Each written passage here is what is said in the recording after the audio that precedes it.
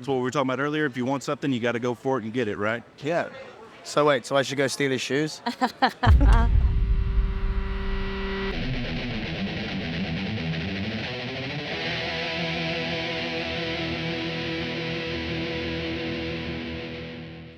I'm Milky. I'm Sam. We're Wargasm. Yeah, we're Wargasm from the UK. What's up? What is up definitely is the fact that I noticed you guys are winning some awards and getting recognition for your efforts and the things you've been doing. You've been recognized as the best UK breakthrough band. You've also been recognized from NME as an essential emerging artist. How do you feel about this kind of success? I think they have good taste. Yeah, they have good taste. The awards are nice. It's nice to have a paperweight. Absolutely. Well, not only did you get recognized by those institutions, you also got recognized by somebody that we all know who played here the other night at Aftershock and Limp Bizkit, Fred Durst. You got a new song out called Bang Your Head with the one and only Fred Durst. Man, how did that come about? What was that like when you guys talked to Fred about some doing some I drank tracks? too much and I DM'd him. No, we'd already done a US tour with Limp Bizkit. They were And a European tour by that time. no, we'd known. Yeah. Before that? We done the US tour with Limp Bizkit. They were really cool. And I think we got on all right. And then we were doing some recording back in the UK. And we thought this song would sound great with Fred on it. So I just chanced it. And luckily he was up for it. Sent some bits over. Lyrics were great. The flow was great. Everything was really cool. And that was kind of it. It's pretty natural process. You'd be surprised how many collabs that happen between bands are just people hitting each other up on Instagram. Yeah, It's absolutely. like, we haven't done any of the management's been involved in, have we? No, not that I can think of. But, you know, you don't ask, you don't get.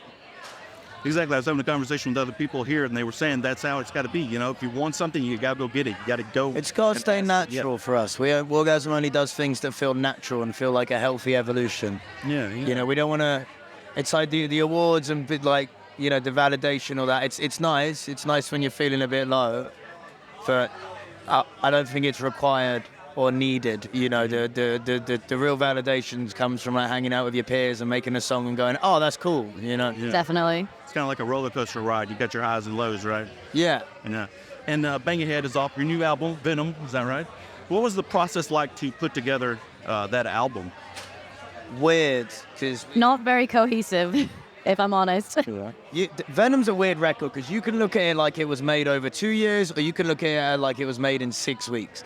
Just because what we were doing is we were touring loads, so we do like 5 weeks on the road, then like a week in the studio, then 5 weeks on the road, then a week in the studio. Do you know what I mean? So it's strange. The process either lasted ages or it didn't last very long at all. I guess the listener will decide how much time and effort went into it. But yeah, it was fun. It was turbulent. What else? When we were working on it, when we started deciding that we were going to put things in a pile for a record, we were still working on Explicit, the mixtape at the time. So there were some songs that fell into either pile. And then I feel like we got a kind of cohesive, overarching idea for the album when we started getting maybe like 3 or 4 songs into the album. Yeah, you know, like We didn't really go in it with a plan. a lot of bands, a lot of our peers, back in the day, they obviously used to play new songs live. There's two things here. One, when you play new songs live back in the day, you don't end up with a high quality video on fucking YouTube in 2 seconds. The next day. Which is like pretty annoying if you want it to be like exciting for the fans who were there that night. And then the other thing is we couldn't test our songs live because we were in a damn lockdown. You know, we're like, yeah. Wargasm's a pandemic band. Like, we'd done like 1, maybe 2 little tours, and then it was like, cool, no more going outside, and we were like, great. So there's a real lot of like, we wanted to take our time with the album and find a way to evolve and find a way to explore the sound like an old school band would live, but we weren't able to do that. That's why you get the mixtape as well as the album, you know. Some stuff became clear that we were like, shit, I want to drop this now and I want to play this tomorrow. Some stuff we were like, no, save that one, put it in the pile. You know what I mean? Yeah. Yeah, you said you had kind of a natural sound, like just go with the flow. So you come into the studio and just sort of whatever emotions you had that day that you would just work with, just let thoughts kind of just flow and just work things. Kind of. You just go where the thoughts and the substances take you. That's accurate. I normally get like a phrase or a sentence or something in my head, and it normally sounds like something to me, and then we kind of start building it together from there, you know? Yeah. And something else that I noticed when you guys were playing, and I imagine this happens a lot in the studio, you're kind of virtuoso, multi-talented musicians. You're out there on the stage playing guitar, doing all sorts of stuff. So is it also that in the studio you're working on your own stuff and? Yeah, I mean, making it work? Wargasm is just us two. And then we have like some collaborators we like to work with, or sometimes someone new comes into the fold. You know, I'm all right at the piano, and so the keys are quite good. I quite like building a lot of synths. We play all the guitars, all the bass, do all the bits, obviously. I like to. You know, we played the drums on one track on this record, but because we had to play the drum kit together. I did the kick and snare, and he did the hi-hat. On the hats and the toms and bits. And we also run DJ decks as well when we're in the studio. So that's my job, DJ Milk Babe. Which is a fucking nightmare, because like now it's coming time to play it live. So I'm looking at what we've done and I'm splitting it into. How the fuck do we do this? There's one song, it's a great tune, but it's just got one channel, like the drum channel just has everything on it.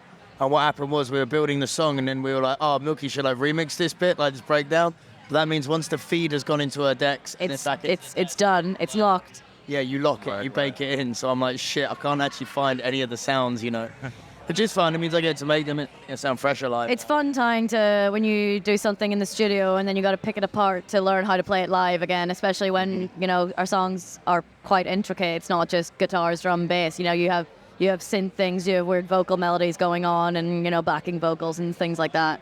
We do make sure that we have a very shit-hot live band. Oh, yeah. Well, like we've had the same team for like pretty much 2 years now. Yeah, I saw them out there with you guys, and they were slapping and hard. I have friends and Waves and Strays, and you know, people that we kind of met along the way. And I, you know, a couple of them are way more professional than us, but I like to think that we're kind of all evolving and growing together, and that's why it sounds like a rock band, because you got the DJ shit, and then like that just goes like underneath the rock band and like on top of it. It's a weird setup, but I think people can resonate with it and feel that there's actual musicians in it as well, you know? Yeah, absolutely. Yeah, do you think that, do you have some kind of background? What were your influences? What made you decide, hey, I want to try and learn and do different things and create, you know, music out of me? What was your influence growing up? I think I started learning the bass because I picked up a guitar when I was in secondary school, and I thought, I don't like this so much. So I thought, I'll try the one with less strings. And as soon as I picked that up, that kind of, it felt right. It felt more like the way I saw it at the time was that it feels like you play a guitar, but like you feel the bass. Mm-hmm. And also I really love Smashing Pumpkins. I love Darcy Retzky and all that, and Kim Deal from the Breeders and all those iconic female bassists. So it was something I wanted to pursue. I like Nirvana. I went back to school and I was like, cool, now my life is fucked and I have to get a guitar. But then my uncle was like super into, like, he had like a nice like Japanese sports car he'd built in South London or whatever, and like removed the boot and just put a sub in it, and he was like, oh, check out like this like Hybrid Theory remix thing, and then like the Prodigy and stuff. So I guess between like Nirvana and like being into punk music and that kind of makes sense that we ended up with Wargasm, you know? Right on, right on. I also noticed that you have some unique themes to your art. Some people have described that you have like a cyberpunk kind of image.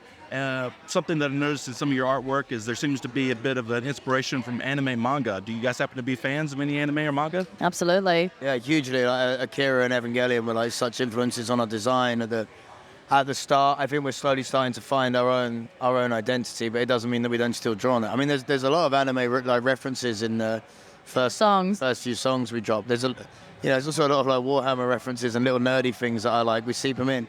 But I would say that sci-fi does have some of the more like, sci-fi and anime does have some of the more intense and, I guess, original concepts for plots and like themes that it explores versus like a superhero movie or something. So I think it's kind of the equivalent of just reading an interesting book, you know. We do draw a lot from movies in general and, you know, that kind of media and stuff. I feel like it's easy to take bits that you like from those worlds that people have built and build it into your own thing in your own way, in the songs and the image, in the artworks and everything. Yeah, I mean, also it's quite fun because you can draw influence from something like a movie where it's a visual and then you can see what that audio sounds like. It might have a soundtrack, but I want to know what it sounds like when Trinity and Neo are fucking. Like, how does that sound on a guitar? Let's work that out. There you go, boom, song. Well, there you go. You heard it here first. Now we know what it's like when Neo and Trinity knock boots. That'll be for the next album. There you go. Boots. Speaking of other upcoming things, after Aftershock, you're going back to your home country, the UK. Got some tour dates planned over there as well. Are you excited to get back home and perform in front of your home crowd? Yeah, we've got a headline tour coming up, and then in between that, we've got a European support tour with BABYMETAL, which is very exciting. But the headline tour will be the album tour. It'll be out by then, and it's kind of terrifying. Can't wait to get back to the UK fans. Like, no offense, but they know how to mosh there. They do. Like, it's a lot more violent in the pit in the UK. They don't like it when you say that in Texas, when you're like, you're being a bitch. But it's true. Birmingham. It's not my fault. But yeah, she tells the truth. Yeah, I'm looking forward to that. Crowd surf chaos, blood and guts. And then once the album's done, the album tour's done, we got to go to Japan, and I think we're doing something else in the UK, I don't know. Then I guess at some point we're going to have to come back over to America and do a headline tour, and hopefully people know how to mosh by then. They'll learn. Absolutely, yeah.